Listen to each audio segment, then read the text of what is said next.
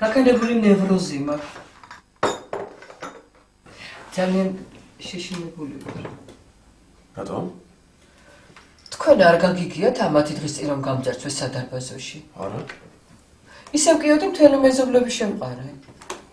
როგორ მოხდა? პატარა ატელიე მაქვს ვერაზე. იმ დღეს დიდი შეკვეთა მქონდა და კერავებს ვადექი თავზე. ერთი სიტყვით სახლში რომ დავბრუნდი ძალიან გვიან იყო. ტაქსის მცხოვრით ისეთი უჟღური შეხვდა სადარბაზომდეც არ მომიყვანა. ის დეგენერატი კიდე ლიფტის უკან იყო დამალული. შემოვედი თუ არა გამომარდა და ყელიდან ოქროს ჯაჭვი ჩამომგლიჯა. ისე ჩამომქაჩა რომ კინაღამ თავი მომწყდა. კიდევ კარგი ის მედალიონი მაინც გადარჩა. იცით სახლში რომ ამოვედი მერე ვნახე. უკაცრავად აქ იყო ჩამართმილი.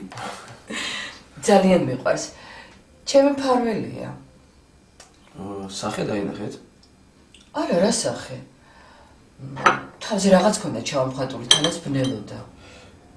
თუ გნებავთ, მე განყოფილებაში გამოყვებით და განცხადებას დაგაწერინებთ. არა, არ მინდა. რა შემენაბლება ექცები? მაშინ კი არ შემეშინა, უბრალოდ ძალიან გავბრაზდი. ამბიდან 3 დღის შემდეგ კიბეებზე ამოვდივარ და ნაბიჯების ხმა მესმის. აუჩქარე ფეხს იმანეც აუჩქარა. კიდევ კარგი თქვენს ქვემოთ რომ მეზობელი ქალი ცხოვრობს. ხო. მისი ბინიდან სტუმრები გამოვიდნენ და ნაბიჯების ხმაც შეწყდა. ლექსო, გუში წინ კიდე პლაშეტკაზე რომ ამოვედი, ვიღაც ძალიან საეჭვო ტიპი იდგა. ჩემთან ახვაზე შებრუნდა და სახე დამალა. ჯერ კარების გაღება არ მინდოდა. მერე ვიფიქრე შენი სტუმარია თქო და მაინც შევედი სახლში. გლაზებში რომ გამოვიხედე აღარავინ აღარ იდგა.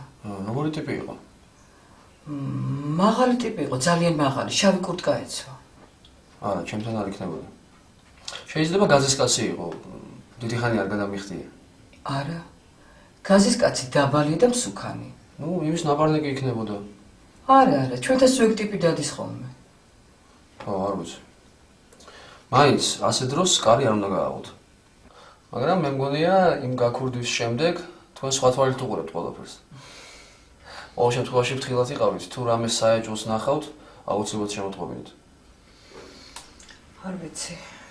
ძალიან შეშინებული ვარ. მხოლოდ ის მომშვიდებს, რომ ჩემს პირდაპირ პოლიციელი ცხოვრობს და ის დამიცავს. ხო დამიცავთ? აუცილებლად დაგიცავთ. გამოიწერეთ ემიგრანტ TV. მოიწონეთ ვიდეო და გაუზიარეთ სხვასაც.